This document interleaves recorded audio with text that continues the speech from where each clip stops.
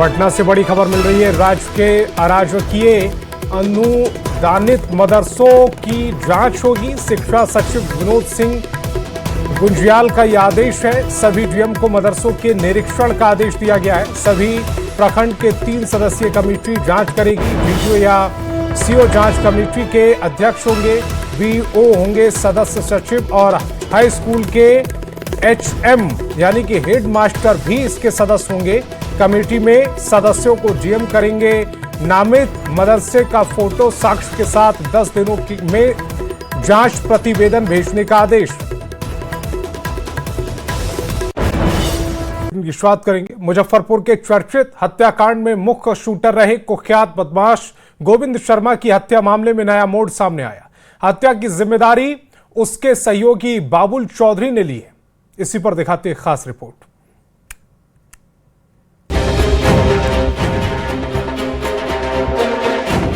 रात का वक्त जब पूरा शहर सो रहा था, तभी अचानक गोलियों की तड़तड़ाहट ने सबको दहशत में डाल दिया।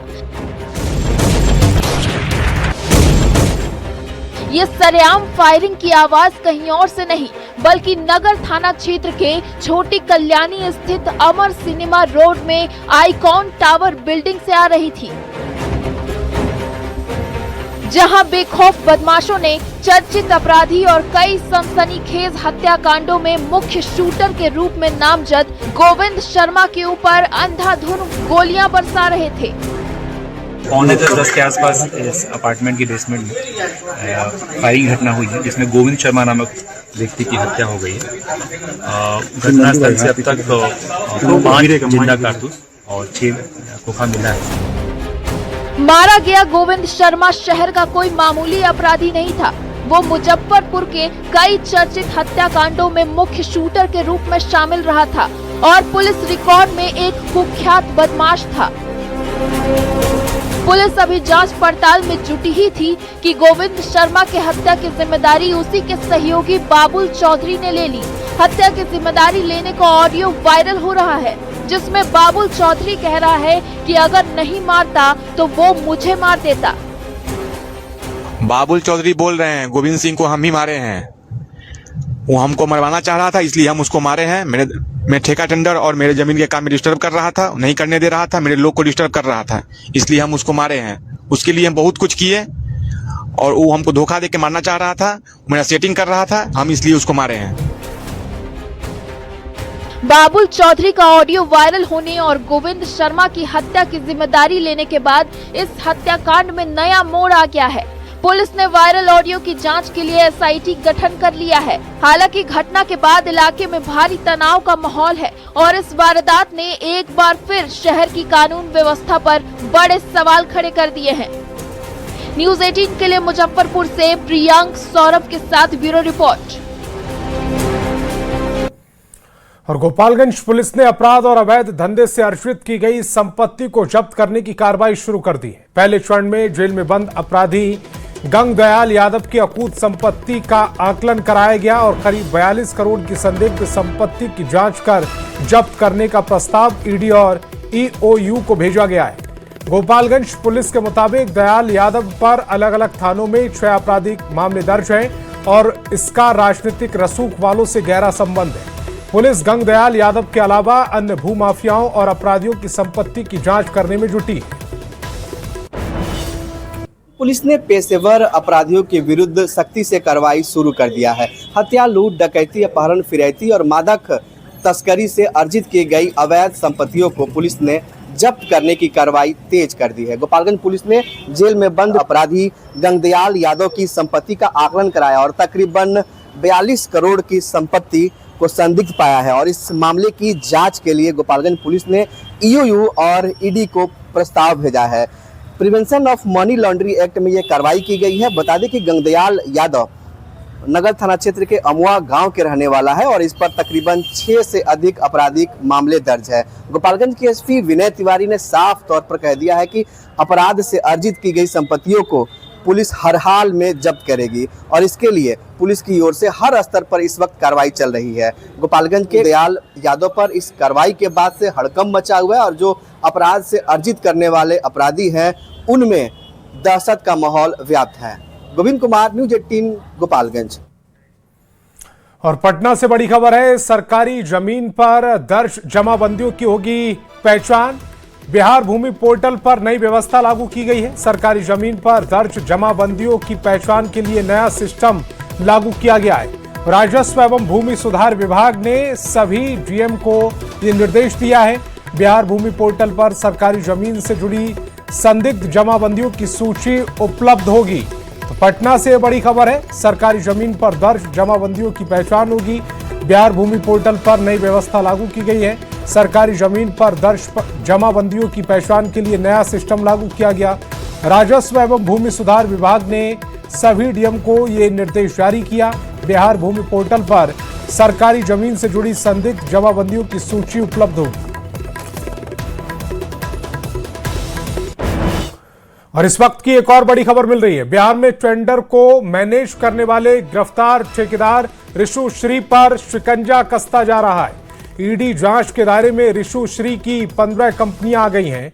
ईडी जांच के दायरे में रिशु श्री की 15 कंपनियां हैं। ईडी जांच के दायरे में बुडको, ईडी ने नगर विकास विभाग को पत्र लिखा। बुडको से जुड़ी 15 कंपनियों की जानकारी मांगी है। 2016 से 2025 तक दिए गए ठेके से जुड़ी जानकारियां मांगी गई। बुडको के मैनेजिंग डायरेक्टर से तत्काल रिपोर्ट तलब की गई है। ईडी ने 15 कंपनियों को डिटेल मांगा है, डिटेल्स उनकी मांगी गई है। रिलायबल इंटरप्राइजेस और reliable infra service private limited, Shri Nashville infra private limited, urban environment solution private limited, Sai Aashirwad construction private limited, Rita Shri enterprises, Toshiba water solution, Kevadia construction private limited, Bhogan infracon private limited, Jainam construction private limited, organica private limited, organica 121 private limited, JMN viro private limited, VA tech Wabag private limited, EMS infracon private limited कंपनियों को वुडको ने अलग अलग project के tender दिए।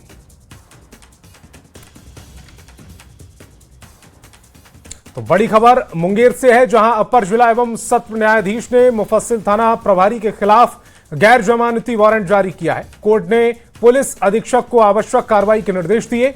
जानकारी के अनुसार न्यायालय ने 9 अप्रैल को अभियुक्त मोहम्मद सत्तार के मृत्यु प्रतिवेदन की मांग की थी। आदेश का अनुपालन नहीं होने पर 8 मई को शो कॉज जारी किया गया था। इसके बाद भी संतोषजनक जवाब नहीं मिलने पर कोर्ट ने वारंट जारी कर दिया। दरअसल 2010 के बाकरपुर गांव में मोहम्मद सत्तार के घर छापेमारी की गई। छापेमारी के दौरान 49 बोरा ammonium nitrate, 100 detonator, 2750 metre fuel wire और 2725 पीस जिलेटिन स्टिक बरामद की गई थी। इस मामले में 3 लोगों को नामजद अभियुक्त बनाया गया था, जिसमें मोहम्मद सत्तार मुख्य अभियुक्त था। राजधानी पटना को अतिक्रमण मुक्त बनाने को लेकर बड़ी कार्रवाई की जा रही है, जिसको लेकर जिलाधिकारी के विशेष दिशा निर्देश पर 1 जून से लेकर 30 जून तक शहरी क्षेत्र और आसपास के नगर निकाय क्षेत्रों में अवैध अतिक्रमण के खिलाफ विशेष ड्राइव चलाया जाएगा। अंगम कुआं थाना क्षेत्र में अनुमंडल प्रशासन और नगर निगम प्रशासन की ओर से अतिक्रमण हटाओ अभियान चलाया गया। इस मौके पर प्रशासन की टीम ने 0 माइल से लेकर पहाड़ी मोड़ तक अतिक्रमण हटाओ अभियान चलाया। टीम ने जेसीबी मशीन की मदद से सड़क किनारे अवैध रूप से बने कई दुकानों को तोड़ दिया। वहीं अवैध अतिक्रमणकारियों से जुर्माना भी वसूला गया।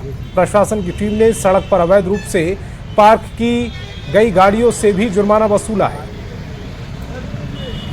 हमारा अभियान 0 माइल से लेकर पहाड़ी मोड़ बिग हॉस्पिटल तक चला है और चूँकि ये विशेष ड्राइव चल रहा है, जिसमें कि जितना भी रोड किनारे कोई भी अतिक्रमण किया उसको हटाना, इसमें आपको 0 माइल के पास हटाया गया है और पहाड़ी मोड़ तक आप रोड किनारे देख सकते हैं साफ कर दिया गया। जितना भी अस्थायी अतिक्रमण था उसको हटा दिया गया।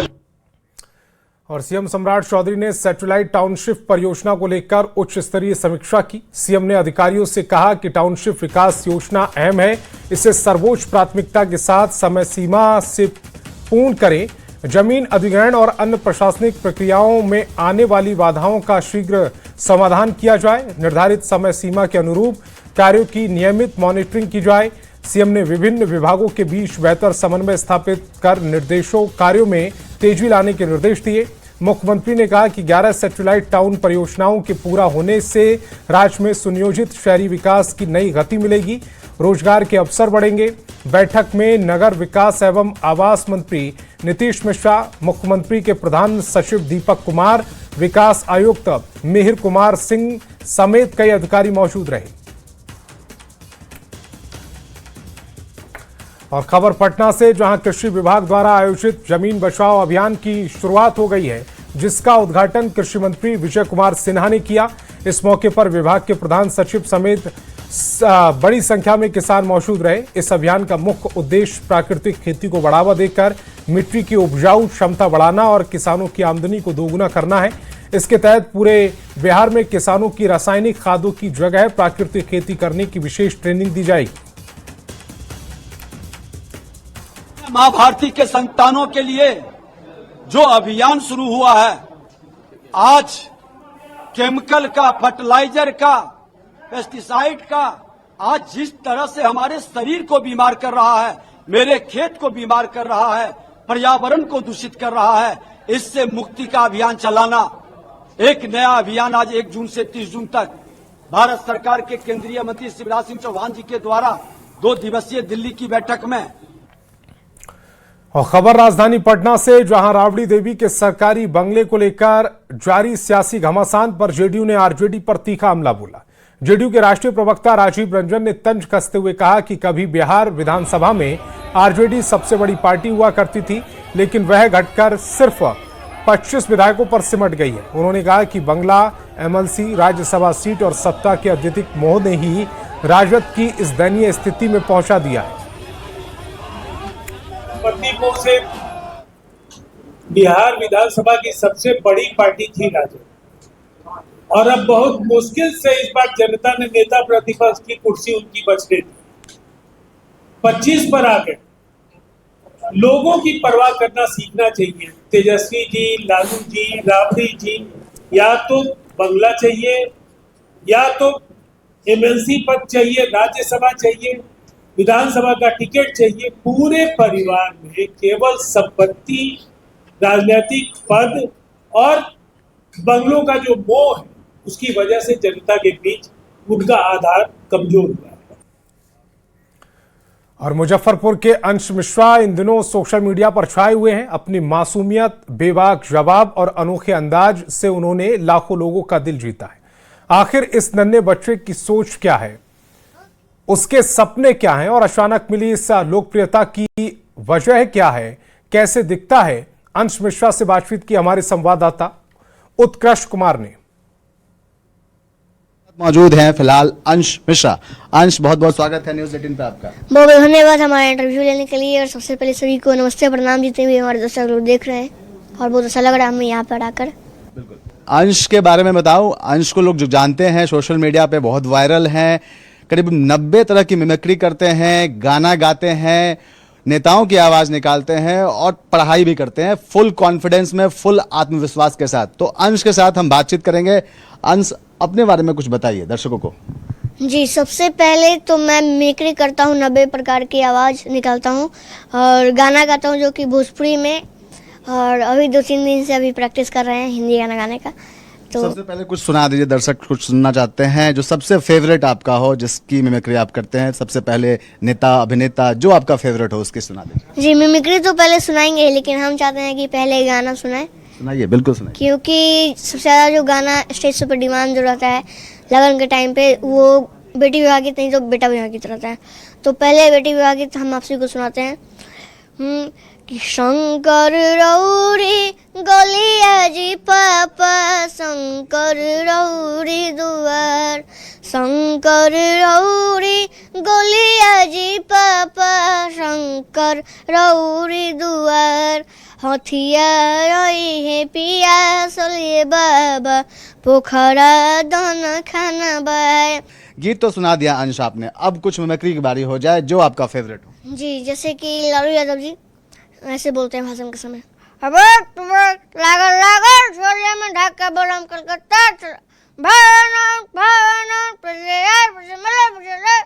मोदी जी ठीक से बोले का नोट फट जाएगा। बिहार में बाहर होगा जब 10 बजे का सरकार होगा। और कौन? और अखिलेश यादव जी। मैंने कहा अगर आपको यूपी में कहीं विकास देखना हो तो हमारे लखनऊ में आइए। लखनऊ में विकास नहीं दिखता बेटे का नाम विकास रखिए, फिर आपको आंगन में विकास दिख जाएगा। और जैसे जानवरों में जो मेरा ज़्यादा फेमस मिमिक्री है डॉगी का।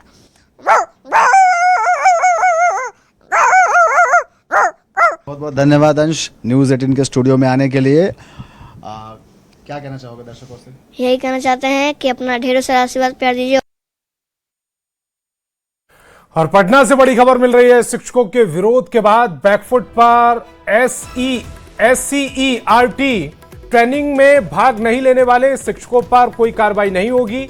निदेशक सज्जन आर ने विरोध के बाद आदेश में सुधार किया है। प्रशिक्षण अवधि का क्षतिपूर्ति अवकाश भी मिलेगा। गर्मी छुट्टी के दौरान ट्रेनिंग के आदेश का शिक्षक ने विरोध किया था। अब मुख्यालय से बाहर जाने वाले शिक्षकों पर कार्रवाई नहीं होगी। न्यूज़ 18 ने खबर को प्रमुखता से दिखाया था और अब जो खबर आ रही है शिक्षकों के विरोध के बाद बैकफुट पर है।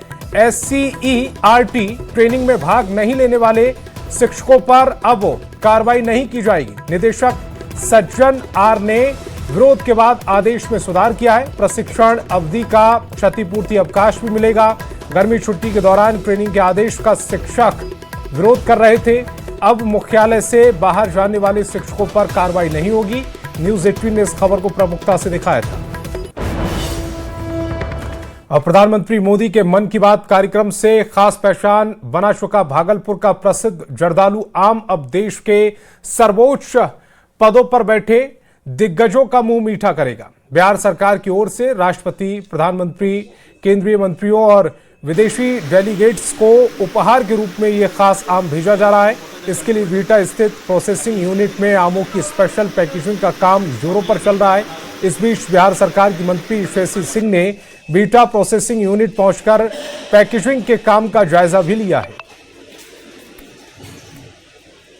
बात में आदरणीय प्रधानमंत्री जी ने अपने GI टैग जर्दालू आम की चर्चा की और माननीय मुख्यमंत्री सम्राट चौधरी जी ने अपने ओर से अपने GI टैग जो जर्दालू आम है उनको प्रधानमंत्री जी, राष्ट्रपति जी और स्टेट के अनेकों ऐसे गेस्ट्स को गिफ्ट करने का काम भी इस फैसिलिटी के माध्यम से देखा जा रहा है।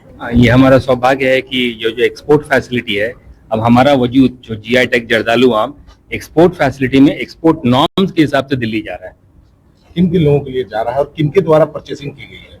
ये परचेसिंग बिहार सरकार, हम लोग इसके सर्विस प्रोवाइडर हैं, हम लोग उसको एक्सपोर्ट नॉर्म्स पे प्रोसेस करते हैं। ये बिहार सरकार का माननीय मुख्यमंत्री जी का गिफ्ट है जो दिल्ली में बिहार में जाके वहां पे सारे डेलीगेट्स को जाता है। खबर भागलपुर से है, जहां हर साल की तरह इस बार भी भागलपुर के मधुबन नर्सरी से सौगात के रूप में 50 क्विंटल प्रसिद्ध जर्दालू आम दिल्ली भेजा गया। देश के राष्ट्रपति, प्रधानमंत्री और कई खास मेहमान इस आम का स्वाद चखेंगे। इस जर्दालू आम को बेहद विशेष तरीके से तैयार किया गया, जिसे पहले भागलपुर से पटना भेजा गया और फिर वहां से बेहतरीन पैकिंग के साथ दिल्ली रवाना किया जाएगा। वहाँ पैकिंग हो जाएगा और 1-2 दिन के अंदर में जो है वो दिल्ली पहुंच जाएगा और राष्ट्रपति और प्रधानमंत्री को मिल जाएगा। सभी तमाम देश के जितने भी महानुभाव हैं, प्रधानमंत्री, राष्ट्रपति से तमाम दूतावास के हैं और भी जितने मंत्रिमंडल में हैं, सबके पास पहुंच जाएगा। और वक्त एक छोटे से